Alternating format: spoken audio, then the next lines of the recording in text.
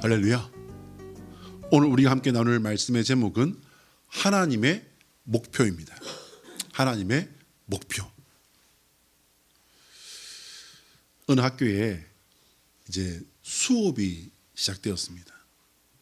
수업이 시작됐는데 수업 시작하면은 뭐 선생님 따라서 이제 학교 교실 분위기가 좀 달라지기도 합니다만 음한 선생님이 들어오시면은 조용하잖아요. 잠을 자도 조용히 자고. 근데 이제 조금 선생님이 너그럽고 마음씨가 좋은 그런 선생님이 들어오신다. 그러면은 분위기가 조금 안 잡혀요. 아이들이 막 떠듭니다. 그 중에서 유독 떠드는 아이가 있습니다. 자, 그러면 이때 여러분이 그 교실에서 수업을 진행해야 할 선생님이시라면 여러분은 어떻게 하시겠습니까? 이렇게 이제 수업 시간인데 아주 떠들면서 수업 분위기를 완전히 망쳐놓는 아이가 저 뒤에 있다. 그럼 이제 어떻게 해야 되냐면요. 화를 내고 너 인마 그 뒤에 저 머리 긴 놈 그래 너 말이야 인마 조용히 안 할래? 그렇게 하면 안 된다는 거예요. 어떻게 하냐면요. 첫 번째 무표정하게 바라보면서 수업을 계속한다는 거예요. 이게 1차예요. 두 번째는요. 그래도 선생님이 자기를 알아차렸음에도 불구하고 눈치를 줬음에도 불구하고 이 아이가 계속 떠든다. 보통은 그렇습니다, 여러분. 초등학교 됐건 중학교 됐건 떠드는 아이들은요. 눈치 준다고 해서 떠드는 걸 멈추거나 하지는 않아요. 그럴 때는 간단하게 손 신호로 그만해라. 이 정도? 그렇게 이제 신호를 줘서 이제 살짝 메시지를 전달하는 거죠. 그래도 떠든다. 그럴 때는요. 야, 안 되겠다. 너 잠시만 한 10개까지만. 너 아무래도 좀 흥분한 것 같다. 한 10개만 좀 속으로 좀 세보면 안 될까? 이렇게 좋게 이야기를 하라는 거예요. 이렇게 이제 떠드는 학생을 지적을 바로 하기보다는요. 이제 그럼에도 불구하고 아직 떠든다. 중학교 아들 같은 경우에는요. 저희들 세대 때에는 떠들거나 선생님 말 안 듣는다 그러면 그냥 흠진 두들겨 맞는 때였음에도 불구하고 떠드는 아이들은 떠들었습니다. 그럴 때에는 그 아이를 지적을 바로 해가지고 너 그만 안 할래? 내가 아까부터 신호를 줬으면 눈치란 게 있어야지. 뭐 하는 거야 너 지금? 바로 그냥 이렇게 날아올 텐데 근데 바로 이 선생님들의 교과서에서는 어떻게 이야기하고 있냐면요. 바로 말하지 말고 봐라. 우리 저 박종성 봐봐. 수업 시간에 잘 들어. 참 잘 들어. 우리 모두 다 이래야 된다. 자, 박수 한번 쳐줄까? 박수 한번 쳐주고. 이렇게 해서 긍정적인 분위기를 유도해야 된다는 거예요. 자, 근데 이래도 안 된다. 그러면 이제 이 교사가 그 옆에 가서 이제 수업을 진행한다는 거예요. 그러면서 이제 그래도 이제 안 될 때에는 이제 이 아이를 나중에 살짝 불러서 문제 행동에 대해서 그러면 안 된다. 그러면 안 된다. 너 무슨 일 있니? 뭐 고민이 있니? 좋게. 근데 이때도 반드시 하면 안 되는 게 한 가지가 있어요. 그게 뭘까요? 뭐냐면요. 지적하면서 화를 내면 안 된다는 거예요. 중고등학교 그 학생들의 경우에요. 이제 수업 태도에 바른 자세를 이제 이야기해주고 이제 너희들에게 정말 중요한 시기가 이제 막 닥쳐오는데 수업에 대해서 이렇게 하면 안 된다. 좋게 이야기를 해서 태도를 유도를 해야 된다라고 이렇게 되어 있습니다. 어쨌든 이 제가 말씀드린 이 6, 7가지의 이 방법들 중에서요. 공통점은 뭐라고요? 화를 내지 않는 거예요. 그 아이가 다른 친구들 앞에서 망신을 당하게 만들면 안 되는 거예요. 그런데 저희는 사실은 그렇게 안 하잖아요. 제가 오죽했으면 언젠가 평생 고등학교에서 선생님으로 계셨던 어느 장로님에게 제가 이제 그 장로님하고 좀 친해져서 이제 그렇게 여쭤봤어요. 장로님, 저희 때는 중학교 때도 그렇고 고등학교 때도 그렇고 왜 그렇게 때렸을까요? 이만한 그 빗자루 몽댕이 그거 깨끗하게 딱 닦아 다니면서 아니면은 심한 경우에는요, 여러분 빗자루 몽댕이가 아플까요? 아니면은 당구 그 스틱 큐대라고 합니까? 그게 아플까요? 당구 큐대를 들고 다니는 선생님이 있었어요. 왜 그렇게 때렸을까요? 그랬더니 이 장로님께서 정말 진심으로 제가 잘못했구나, 잘못 질문했구나 그랬어요. 뭐냐면요, 아주 씁쓸하게 웃으시더라고요. 대답을 못 하세요. 왜? 이 장로님도 조금 때렸던가 봐. 상담을 공부해 보면, 상담 심리를 공부해 보면 의외의 내용을 우리가 듣게 됩니다. 이게 뭐냐면요, 상담을 하기 위해서 찾아오는 사람을 뭐라고 그러냐면 내담자라고 하잖아요. 내담자라고 하는데 대부분의 내담자들은요, 이미 그 답을 알고 있다는 거예요. 상담을 하러 오는데 이 상담자가 뭐라고 할지 이제 그 말은 잘 모르겠지만은 내가 어떻게 해야 되는지 여기에 대해서 사실은 대부분 다 알고 있다라는 겁니다. 그러면 상담을 못 하러 와요? 여러분, 고민이 있어서, 마음에 어려움이 있어서 상담을 하러 왔는데 그 앞에서 막 펑펑 울면서 2시간 동안, 원래 상담은 2시간 동안 하면 안 됩니다. 그런데 너무 울고 막 그냥 막 넋두리를 하니까 이 상담자가 뭐라고 말을 못하고 아유 그랬구나, 아이고 참 속상했겠다. 2시간 동안 그거밖에 안 했어요. 그랬는데 이 상담을 하러 왔던 내담자가 이제 마치고 이제 2시간 뒤에 이제 눈이 퉁퉁 부어가 나가면서 뭐라고 했냐면, 정말 선생님 상담 잘하신다고, 다음에 또 내가 고민 있을 때 찾아와도 되겠습니까? 2시간 동안 뭐 했다고요? 아이고 그랬구나, 아이고 참 마음 아팠겠다, 아이고 얼마나 고민돼, 아이고 그랬구나, 이 참, 그거밖에 안 해줬는데 2시간 뒤에 나가면서 선생님 최고예요, 상담 정말 잘하시네요, 그러고 나가더라는 겁니다. 그들이 필요한 것은 자신의 말을 들어줄 사람과 자신의 마음에 공감해 줄 사람, 그리고 자신의 행동을 지지하고 응원해 줄 사람이 필요했다라는 것이죠. 이때 상담가에게 정말 필요한 것은 뭐냐면요, 그냥 들어주고 고개 끄덕여 주는 것, 그것뿐이라는 사실을 제가 수업 들으면서 그렇구나 이렇게 조금 놀랬던 그런 기억이 있습니다. 자신의 생각을 주장하고 그것을 그 상담을 받으러 온 사람에게 맞추려고 하는 순간 상담은 실패한다라는 사실에 저는 참 놀랐었습니다. 자, 한번 따라할까요? 하나님의 소원은 우리가 예수 그리스도 안에서 하나님의 목표에 동참하는 성도가 되는 것이다. 시작. 하나님의 소원은 우리가 예수 그리스도 안에서 하나님의 목표에 동참하는 성도가 되는 것이다. 하나님의 목표가 우리의 삶에 이루어지는, 하나님의 목표에 동참하시는 주님의 백성 되시기를 예수 그리스도의 이름으로 축복합니다. 오늘 본문의 사도 바울은요, 고린도 교회의 성도들에게 인사하면서 먼저 축복을 합니다. 그리고 이 말은요, 우리가 읽어보는 각도에 따라서는 어떻게 보면 칭찬에 가까운 그런 말들을 이제 시작하고 있어요. 우리 1절부터 3절을 우리 같이 한번 다시 읽어볼까요? 자, 시작.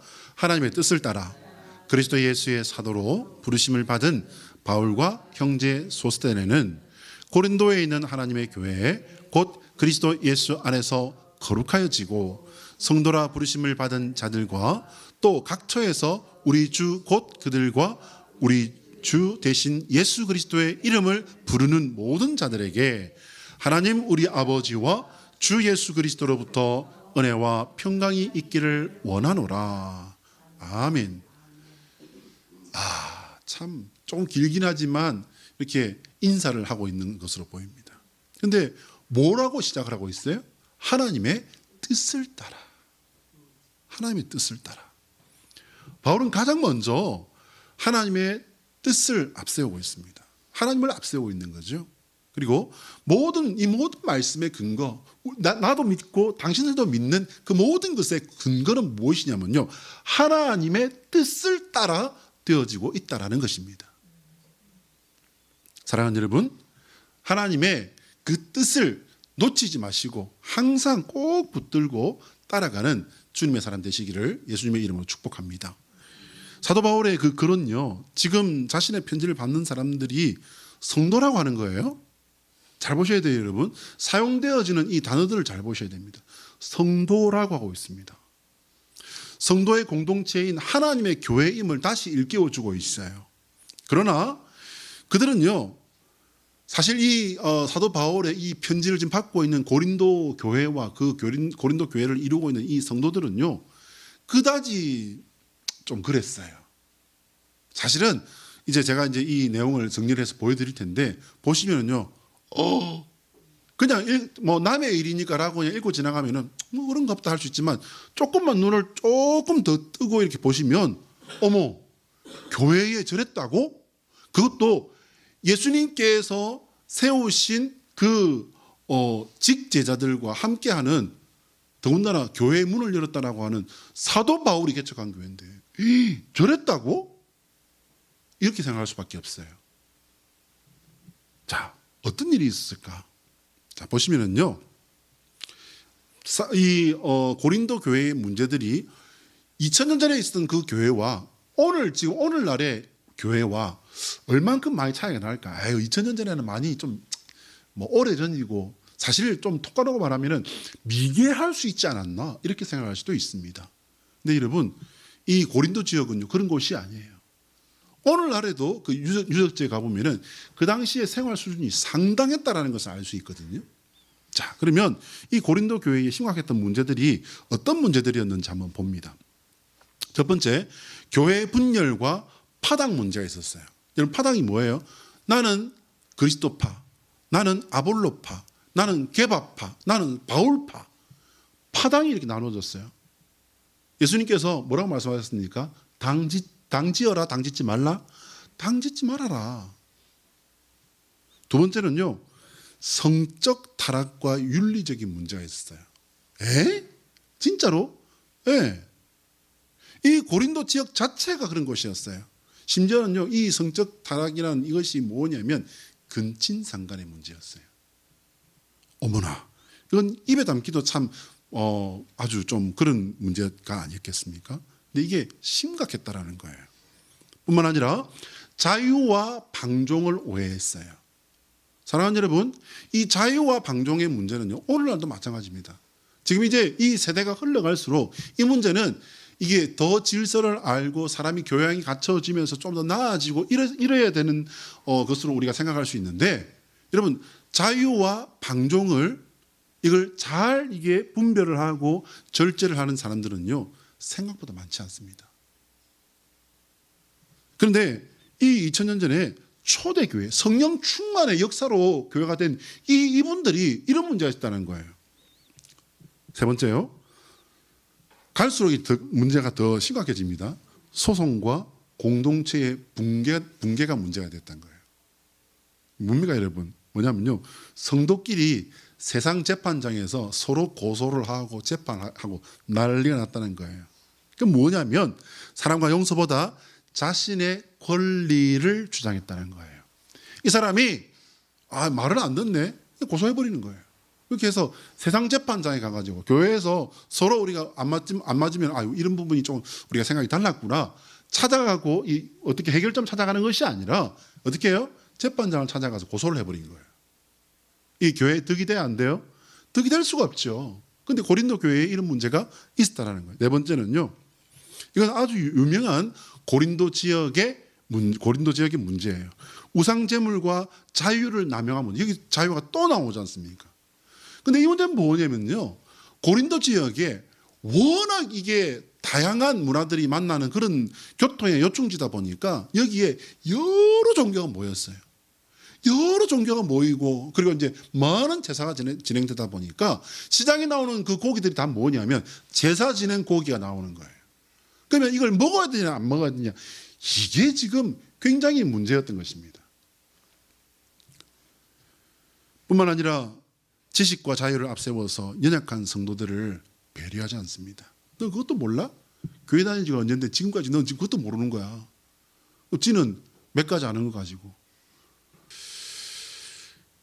뿐만 아니라 여러분, 갈수록 이제 문제가 더 커진다고 했죠. 다섯 번째 뭐냐면요, 예배 질서의 혼란 문제예요.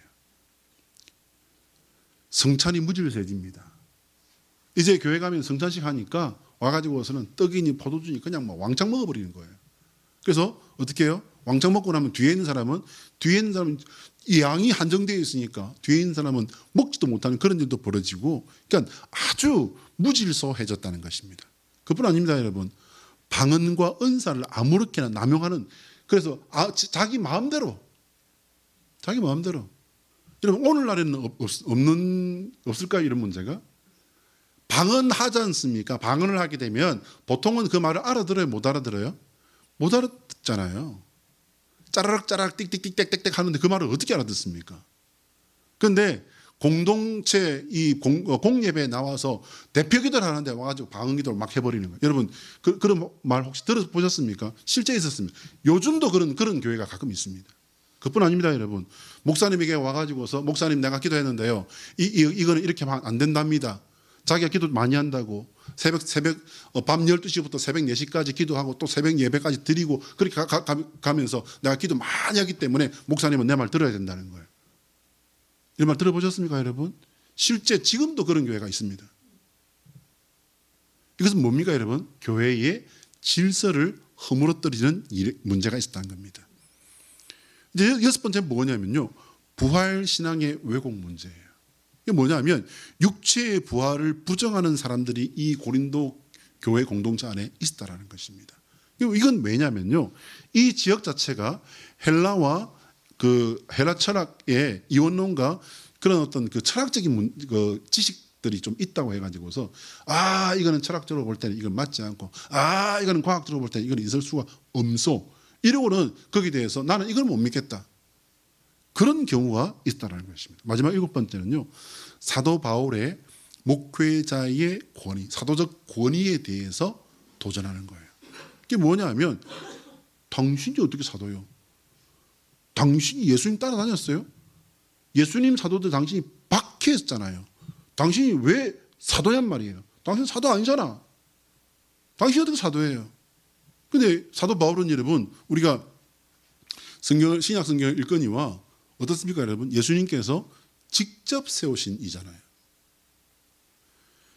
근데 사도 바울의 사도성에 대해서 사람들이 인정을 안 해줍니다. 그리고 그가 당하는 삶이, 사도 바울이 정말 최고의 엘리트였음에도 불구하고 그의 삶이 굉장히 녹록지 않았습니다. 많이 어려웠습니다. 일을 하면서 그의 사역을 감당해야 했습니다. 그뿐 아닙니다, 여러분. 그는 그렇게 살아가는데, 여러분, 양복을 입었겠습니까? 좋은 옷을 입었겠습니까? 좋은 마차를 타고 다녔겠습니까? 좋은 말을 타고 다녔겠습니까? 그 병이 있었습니다. 그러니 그 행색이, 여러분, 당당하고 훌륭했을 리가 없잖아요. 그러니 사람들이 볼 때에는 어떻게 우리 교회는 지도자라고 세운 게 저런 사람이 세워져 가지고서 말이에요. 진짜 얼굴은 거 꾀재재 해가지고 옷도 그렇고 그냥 해가 다니는 거는 참 이거 면이 안 서. 내가 그래도 사회적 지위와 체면이 있는데 저런 사람한테 좀 배워야 되겠나. 근데 여러분, 사도 바울은 오늘날로 치면은 어떤 사람이라고요? 최고의 명문 학교를 나오고 서울대학교 석사, 박사 다 한 그런 사람이에요. 그럼에도 불구하고 자기의 눈에 차지 않는다고, 그리고 자기가 몇 가지 들은 풍을 몇 가지를 가지고서 사도 바울의 사도성까지 다 당신이 어떻게 사도냐고 이렇게 깎아내려버린 겁니다. 여러분, 이게 교회일 수 있어요, 없어요? 이런 사람들이 있는 교회가 오늘날로 친다면 정말 엽기적이지 않습니까? 여기 지금 제가 말씀드린 7가지 중에서 한두 가지만 있어도 이 교회는 굉장히 심각한 교회가 될 거예요. 그런데 고린도 교회에 이런 문제들이 있었다는 겁니다. 아주 심각한 겁니다. 아직 기독교적인 시스템이나 질서가 자리 잡지 못한 원시 공동체라서 그렇다고 보기에는요, 여러분, 그 당시에 사도 바울이나 이런 분들이 너무나도 잘 사역했고, 그리고 분명히 하나님께서 역사하신 곳이었습니다. 그런데 이 내용을 듣다 보면 오늘날 우리가 알고 있는 이 교회의 모습과 너무나도 많은 부분이 닮아서 소름이 끼칠 지경이에요. 고린도 교회는 은사는 풍성했지만은요, 세속적인 가치관으로 인해서 분열되고 방종하고 무질서가 아주 심각한, 정말 냉정하게 본다면 진짜로 아주 한심한 그런 교회라고 할 수밖에 없었던 곳이었습니다. 그러면은 이런 한심한 이들을 향해서 사도 바울은 어떻게 해야 되겠습니까?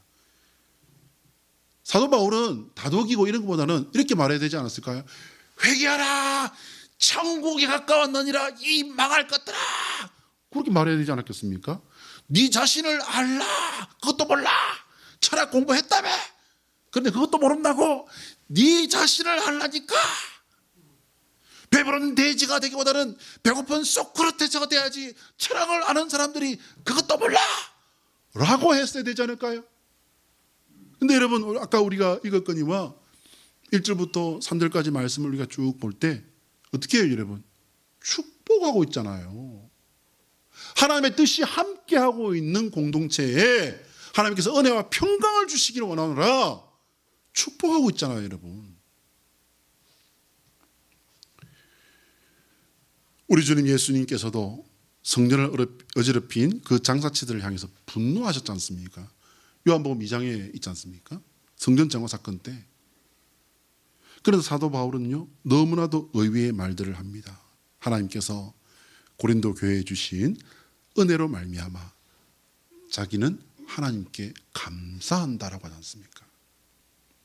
여러분, 이거는 그렇게 되고 있는 거예요? 아니면 내가 이렇게 앞에 바라볼 목표점을 주는 거예요? 여러분, 이 사람들은 진짜 냉정하게 말하면 정말 형편없는 사람들이었습니다. 그럼에도 불구하고 하나님께서 함께 하시고 하나님으로 말미암은 믿음의 씨앗을 분명히 품고 있는 이 사실 하나 때문에 사도 바울은 감사하노라. 이 사람들이 사도 바울을 인정한다 안 한다? 인정하지 아니하고 하나님께서 세우신 그 사도성까지도 의문부호를 던지면서 긁잖아요. 이렇게 긁잖아요. 그런데도 사도 바울은 그들을 인정하고 축복하고 있습니다. 자, 우리 4절로 7절 같이 한번 읽어볼까요? 자, 앞에 뜹니다. 시작. 그리스도 예수 안에서 너희에게 주신 하나님의 은혜로 말미암아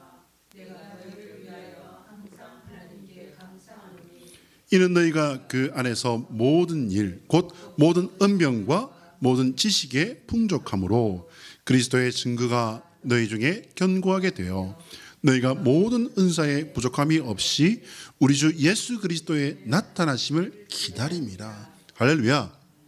이거예요, 여러분. 사도 바울은 그들의 가능성을 본 거예요. 아주 정말 어쩌면 너무너무 보잘것없는 어떤 가능성, 정말 씨앗이라고 하기에도 부족할 만큼, 그러나 그들에게 한 가지 분명히 있는 것을 보고서 사도 바울은 감사한다는 거예요. 뭡니까, 여러분? 주 예수 그리스도의 나타나심을 기다림이라. 할렐루야. 여러분, 고린도 교회 보십시오. 파당을 하지 말라는 거 다 해요. 파당 지어요. 성적 타락했어요. 소송으로 말미암아 자기들끼리 깔짓듣고 싸워요. 우상 제물과 자유를 남용해요. 예배는 아주 그냥 엉망이 됐어요. 공예배 기도하라니까 일어나가지고 까라락 찌릭 혼자서 그냥 뭐 지잘남네 하고 방언 기도를 그냥 막 쏟아내고는 다 했습니다 하고 손 들고 나가지요.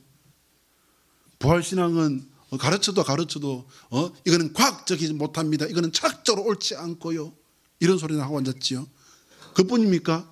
가르치고 있는 선생된 이 사도 바울에게 당신이 어떻게 사도요? 당신은 예수님을 핍박한 사람이고 그들과 함께 있지도 않았는데 당신이 무슨 사도요? 라고 자신을 부인하지 않습니까? 그러나 그럼에도 불구하고 그들에게 한 가지 있는 거, 하나님의 말씀을 가르쳤을 때에 그것을 풀 수 있는, 이해할 수 있는 기능적인 그런 가능성들이 있었고, 그럼에도 불구하고 정말 엉망이었음에도 불구하고 그들이 가지고 있는 것, 하나님께서 은사를 주셨는데 그것 갖다 내치지 아니하고 주 예수 그리스도의 나타나심을 기다리는 정도는 되었다라는 것입니다.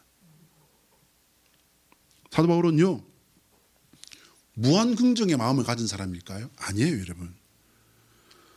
사도 바울의 이런 감사의 근거는 뭐냐면요, 신학자들이 이제 정리해 놓은 그런 주석이나 이런 책에서는 뭐라고 했냐면 하나님의 은사가 함께하기 때문이라는 거예요. 하나님의 은사가 뭡니까? 성령의 동행하심이 하나님의 은사지 않습니까? 하나님께서 성령으로 이들과 함께하심을 사도 바울은 봤던 거예요. 여러분, 그들의 자격? 글쎄요. 고린도 교회를 저는 조금 더 이해하기가 좋은 것 같아요. 왜냐하면요, 고린도 교회는 오늘날 우리나라로 칠 것 같으면은 국제 도시 같은 곳이었기 때문에 우리나라로 치면 부산광역시하고 비슷해요. 아, 그래요? 네, 맞습니다. 주변 나라들이 이 지역, 고린도 지역을 통해서 무역을 해야 됐기 때문에 온갖 나라의 그 문화들이 다 들어와서 이게 섞이고 막 그냥 만나는 그런 곳이었습니다. 아주 사통팔달이었던 거죠. 당연히 주변 나라들의 문화와 종교가 뒤섞여 들어왔습니다. 그래서 이곳에는요, 온갖 신의 이름을 불렀던 거예요. 온갖 신의 이름을 불렀다는 이건 뭐냐면요, 아주 난잡했다는 겁니다. 근데 사실은 부산도 그랬어요. 제가 태어난 곳은 아니지만 어릴 때부터 이제 자랐던 그 부산 지역도 그렇습니다. 여러분, 근데 아시는 바와 같이 원래 바닷가 지역에 우상 숭배가 되게 심하지 않습니까? 부산 지역도 그래요. 한 동네 전체가 다 무당들로 꽉 채워 있는, 우리 강원사님도 너무 잘 아실 거예요. 한 동네 전체가 다, 한 거리 전체가 다 무당집으로 이렇게 가득 차 있는 그런 곳이 거의 지역마다 다 있어요. 그렇다고 할 정도로 굉장히 이 엄란한 그 영적인 그런 분위기가 있는 곳입니다. 그리고 부산 같은 경우는요, 외국의 문화가 가장 먼저 들어와요. 왜입니까, 여러분? 부산은 우리나라 제1의 무슨 도시다? 항구 도시예요. 그러니 전 세계에 이 물류가 다 들어오는 곳입니다. 그러다 보니 외국인들이 굉장히 많습니다, 여러분. 외국인들은 시내 걷다 보면은요, 아주 외국인들을 많이 볼 수 있습니다. 외국 문물이 많이 들어온다. 그렇습니다. 여러분, 하나 여쭤볼까요? 우리나라에 노래방이 제일 먼저 들어온 곳이 어딘지 혹시 아십니까, 여러분? 부산이에요, 부산. 그러니까 물어봤지. 처음 들어왔을 때 뭐라 그랬냐면요, 가라오케라 그랬어요. 가라오케라고 했는데 이제 거기 들어와서 어떻게 됐냐면 노래방이 된 거예요. 이제 우리나라에 이슬람 사원이라고 하는 모스크가요, 이 모스크가 우리나라에서 제일 먼저 들어온 것은 서울이에요. 두 번째는요, 부산입니다.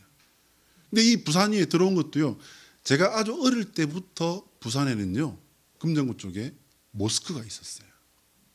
저는 그 처음에는 국회에 있었던 건 아니고 저게 뭐지 나중에 알고 보니까 이슬람 그 사원이었던 거예요.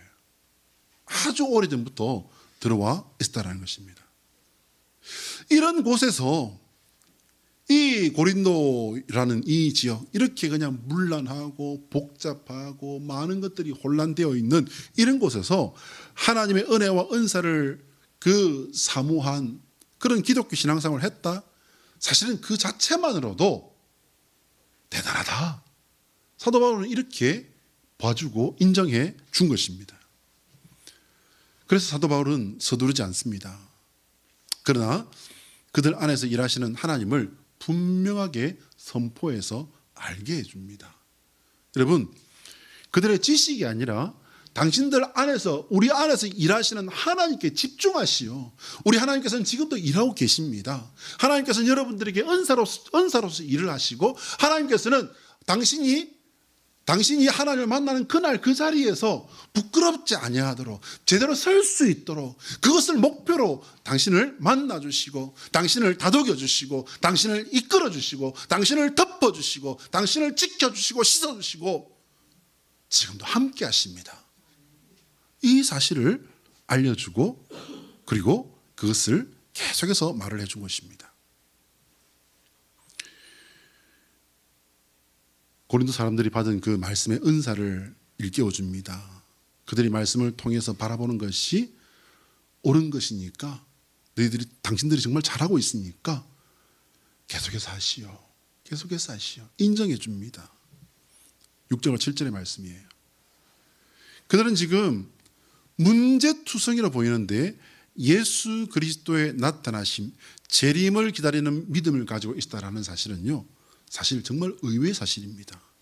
이것은 사도 바울의 개인적, 인간적, 연민이나 긍정적 신학, 없는 것을 갖다가 이렇게 그냥 요거라도 좀 보자, 이런 시각이 아니라는 거예요. 하나님께서 아시고 인정하시는 바를 사도 바울이 전한 것입니다. 사랑하는 여러분, 한번 생각해 보시기 바랍니다. 순도 100%의 신앙이 있을까요, 여러분? 순도 100% 신앙은요 존재할 수가 없습니다. 오죽하면 예수님께서도 우리에게 어떤 신앙을 말씀하셨습니까? 겨자씨 하나할 만한 믿음만 있어도 라고 말씀하십니다. 우리 마태복음 17장 20절 말씀 같이 한번 읽어볼까요? 앞에 듭니다. 시작. 이르시되 너희 믿음이 작은 까닭이니라. 진실로 너희에게 이르노니 만일 너희에게 믿음이 겨자씨 하나할 만큼만 있어도 이 산을 명하여 여기서 저기로 옮기라 하면 옮겨질 것이요 또 너희가 못할 것이 없으리라. 할렐루야. 여러분 겨자씨는요 제가 말씀드린 바와 같이 시중에서도 가장 작은 씨앗 중에 하나예요. 그런데 믿음이 그만큼만 있으면 뭘 옮긴다고요? 산을 옮긴다고요. 할렐루야. 하나님께서는 우리의 문제, 우리의 실패, 우리의 연약함을 여러분 자격이나 문제로 삼지 않으십니다. 우리의 자격은요 예수 그리스도를 나의 구주로 믿고 붙드는 오직 예수 신앙입니다. 이것으로 이기시기 바랍니다. 우리가 하나님 전에 나아갈 때 이제 세상에서의 모든 삶을 다 끝내고 하나님 만나러 나아갈 때 우리가 가지고 나아가는 건 뭐예요, 여러분? 오직 예수의 믿음이에요. 여러분 사도신경에 있는 저 내용이 그거지 않습니까? 저거지 않습니까? 사랑하는 여러분, 믿음이 우리의 자격이고 신분이라는 이 사실을 잊지 마시기를 바랍니다. 자, 한번 따라합니다.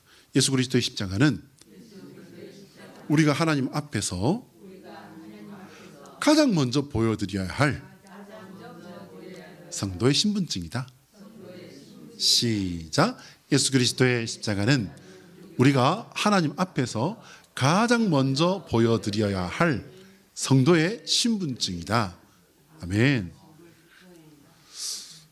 오타 죄송합니다. 사랑하는 여러분, 우리나라 그 여권 파워 혹시 들어보셨습니까? 우리나라 사람들이 이제 외국을 나갈 때 챙겨 나가야 되는 우리 신분증이 뭐죠? 여권이라는 신분증이지 않습니까? 여권을 가지고 나가는데 우리나라가요 전 세계적으로도 이 여권이 아주 그러니까 힘이 센 여권으로 두 번째 혹은 세 번째로 꼽혀요. 이게 무슨 말이냐면 우리나라 여권은요 북한은 사실은 우리나라 사람들 이게 못 가잖아요. 북한이라든지 지금 전쟁에 나가지고 가기는 좀 위험하다 이런 데 말고는 전 세계 어디든지 그냥 내가 가서 들어갈게요 하면 다 들어가는 거예요. 그 외에는요 여권 파워가 낮은 나라에서는 어떻게 하냐면요 내가 이 나라에 들어갈게요 그러면은 비자라는 걸 얻어야 돼요. 허가증.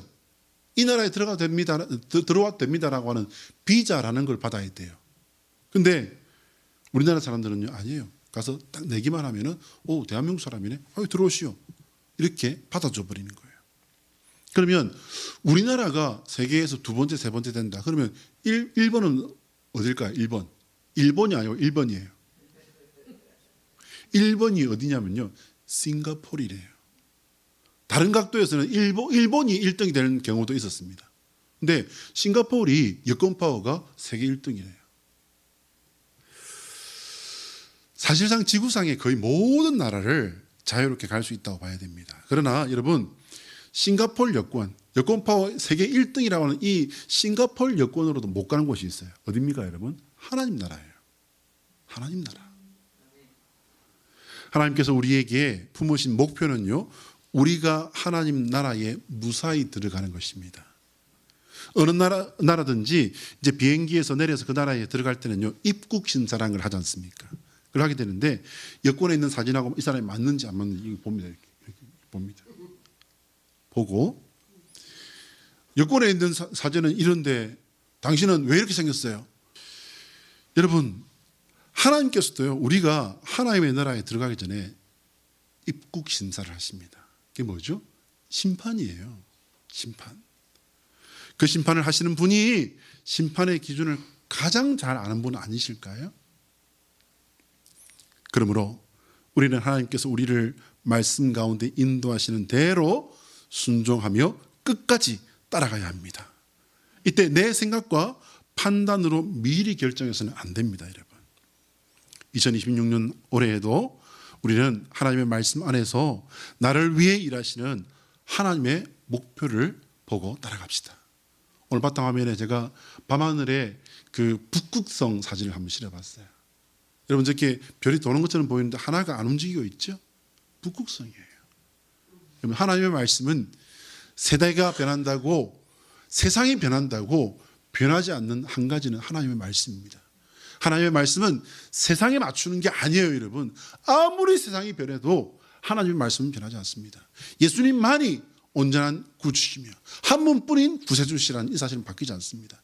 예수님으로만 우리가 하나님 나라에 들어갈 수 있다는 이 사실은요, 어떤 세상에서도 바뀌지 않습니다. 우리의 변하지 않는 진리의 문 되시는 예수 그리스도를 붙들고 올 한 해도 승리하시는 저와 여러분 되시기를 예수 그리스도의 이름으로 축복합니다. 기도하겠습니다.